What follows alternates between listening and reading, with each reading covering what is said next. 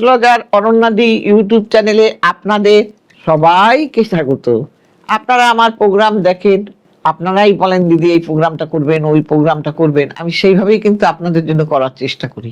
তাই আজকে বলছি, পাপোশ তো আমরা সবাই ব্যবহার করি, কিন্তু এই পাপোশই আমাদের ভুল ব্যবহারের জন্য আমাদের জীবন তছনছ করে দুর্ভাগ্য টেনে আনে, সেটা যাতে না হয়।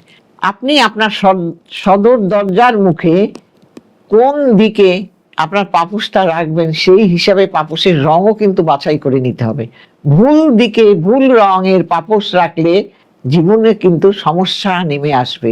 নিজের ভালো না থাকার জন্য, নিজে ভালো থাকার জন্য বাস্তুমতে আপনি এটা করবেন। প্রথম কি, এক, বাড়ির সদর দরজার মুখে যেন উত্তর দিকে হলে সেখানে লাল রঙের রাখবেন। আপনার বাড়ির সদর দরজা যদি উত্তর দিকে হয় তাহলে আপনি কি করবেন, আপনি সদর দরজা উত্তর দিকে হলে আপনি লাল রঙের পাপোশ ব্যবহার করা যাবে না।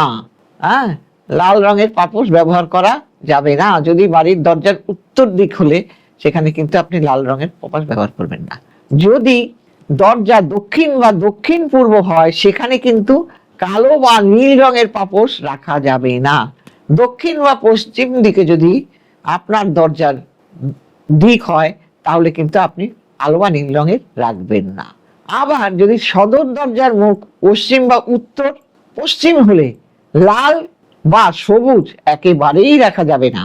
সদর দরজার মুখ পশ্চিম বা উত্তর পশ্চিম হলে লাল বা সবুজ একেবারেই রাখা যাবে না পাপোশ। সদর দরজা যদি পূর্ব দিকে যদি হয় তাহলে কালো রং এর পাপোশ কোনো মতেই রাখা যাবে না। তাহলে কি বললাম, এইগুলো কিন্তু আপনারা মেনটেন করবেন, তাহলে দেখবেন আপনারা কিন্তু বাস্তুমতে অনেক ভালো থাকতে পারবেন। পরিবারের সমস্যা আসবে না, অর্থের ক্ষয় হবে না। এগুলো করবেন, মেনটেন করে চলুন। সবাই ভালো থাকবেন। নমস্কার।